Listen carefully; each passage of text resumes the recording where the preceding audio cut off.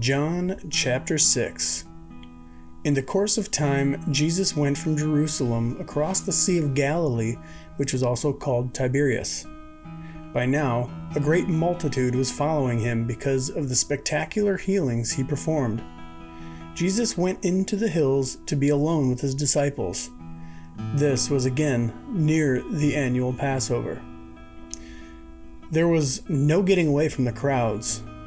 When Jesus saw the multitude arrive, he said to Philip, "How do you think we're going to feed all these people?" This wasn't a trick question, but simply to engage their faith. He already knew exactly what he was going to do. Philip immediately concluded that this was impossible to do and far beyond a budget of any reasonable calculation. 200 days' wages could never buy enough food for each person in the crowd to even get a little morsel of bread. Then one of his disciples, Andrew, the brother of Simon Peter, pointed to a little boy who had 5 small loaves of inexpensive barley bread and 2 small fishes, and remarked how insignificant they appeared amongst such a multitude of hungry people. Jesus asked his disciples to get everybody seated. The place was ideal for a picnic, since it was spring and the grass was lush and green. Thousands of people gathered. Jesus took the bread and the fish and thanked God for it, then distributed it amongst the people. Everyone was free to take as much as they wanted. When the crowd had eaten their fill, Jesus said to his disciples to gather up all the broken pieces and make sure nothing is lost. So they did, and filled 12 baskets with fragments, after everybody had as much as they could eat. The people who witnessed these signs began to be more and more convinced that Jesus must truly be a prophet, the one whom their scriptures pointed to. They were now ready to forcefully grab him and crown him as their king. But when Jesus saw their enthusiasm, he slipped away and went higher into the mountain to be by himself. In the evening, his disciples went down to the sea. They were hoping that Jesus would join them and waited until dark, but then finally embarked the ship and proceeded to sail across Capernaum. En route, a massive storm hit them with huge swells and strong winds. They were now about halfway across the 6-mile stretch of water, struggling with their oars against the wind and raging waters, when they suddenly noticed Jesus coming towards them, walking on the stormy seas. They were horrified. He spoke to them, "Here I am. You have no reason to fear." They were very happy to take him on board, and then miraculously reached their destination in no time. The crowd that was left behind saw that there was only one boat, and also noticed that Jesus did not leave with his disciples.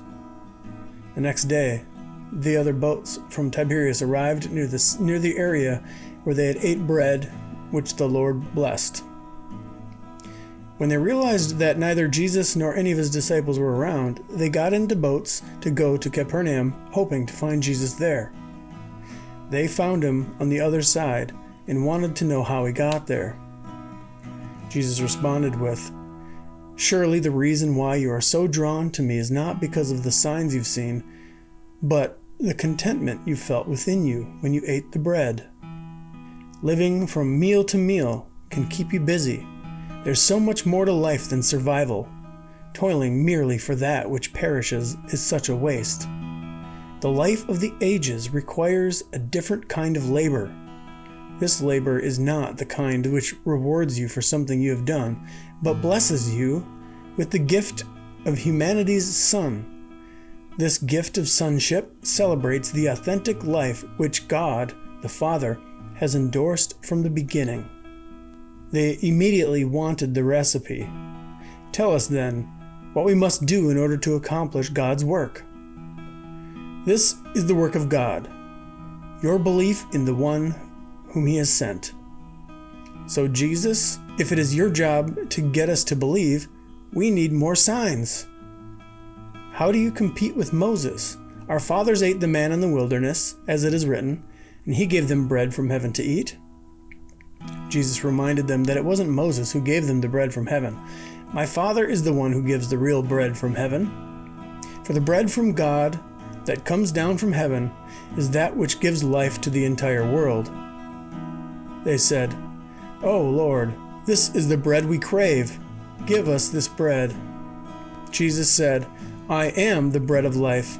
He that comes face to face with me shall never hunger, and he who finds his faith resting in me shall never thirst. But even though you've seen me, you are not persuaded. Everyone whom the Father has given me will come face to face with me. And here, mirrored in me, they will see that I am not the judge. I will not cast anyone out. For I have stepped down out of heaven, not to make a name for myself. I did not become a mere historic hero. I have come to communicate the resolve of him who sent me. My sender's desire is for me to rescue every single individual. This is his gift to me, that I will lose no detail of their original identity mirrored in me. My rescuing mission will conclude in their joint resurrection. This is the completeness of time. And this is the desire of my Father, that everyone who sees the Son through his eyes and finds the conclusion of their persuasion in him will resonate the life of the ages, and I will raise him up in the final day. The religious Jews were no longer paying any attention. They were shocked and offended at the idea that he said he was the bread from heaven.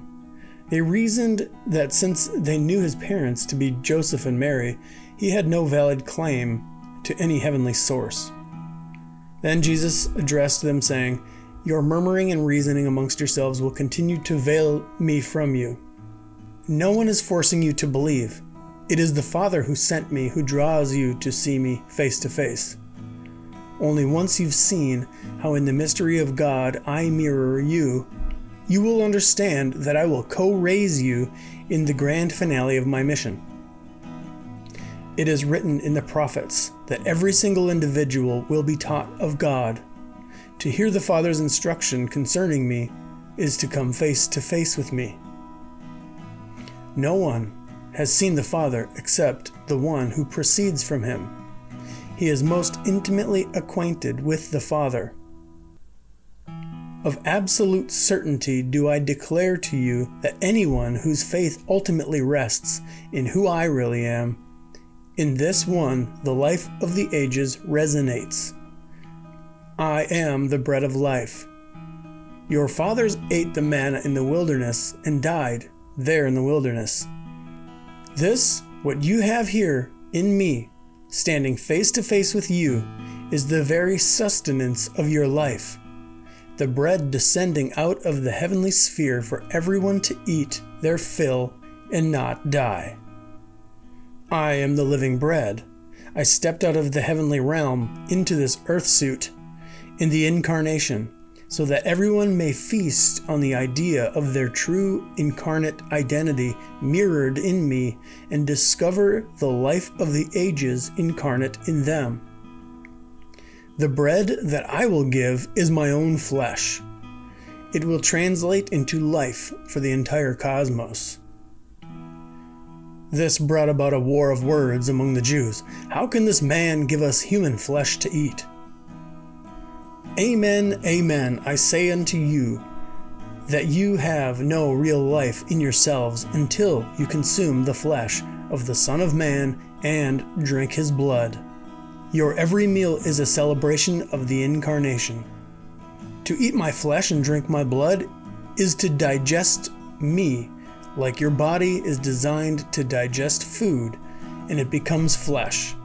This echoes the life of the ages and communicates the fact that you are co-risen with me in the final conclusion of my work of redemption. My flesh is food in its truest form, and my blood is drink in its truest form. The eating of my flesh and drinking of my blood is the celebration of our seamless union, you and me and I and you. because you won't find you until you find me. As the living Father has sent me and also sustains me, so I will sustain the one eating me.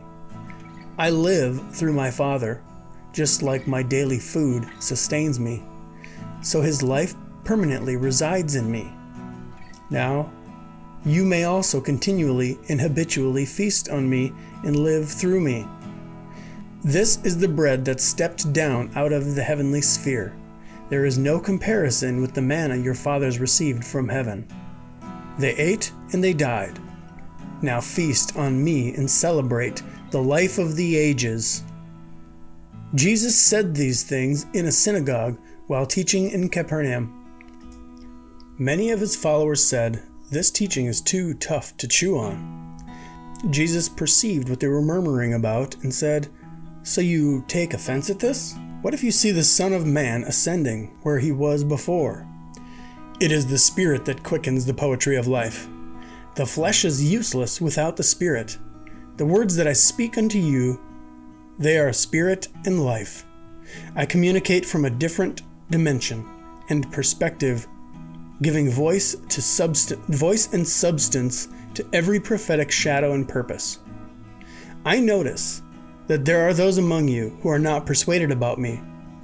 It was clear from the start that even amongst Jesus' close followers, there were signs of unbelief and treason. I was addressing your hesitance to believe in me when I said to you that no one is forcing you to see yourself mirrored in me. You do not need to go into make-believe mode or fake your faith. It is the Father's gift to you. Because of this conversation, many of his followers went back to their old ways and would no longer be associated with Jesus. So, Jesus said to the 12, "Don't feel obligated to stay. You're also free to go back if you wish."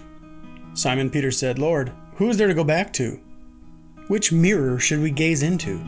Your words resonate the life of the ages. We believe and know without a doubt that you are the Messiah, the Christ, the Son of the living God. I have pointed all 12 of you to your source, and yet one of you remains trapped in the fallen mindset." He spoke of Judas, the man of Kerioth, the son of Simon.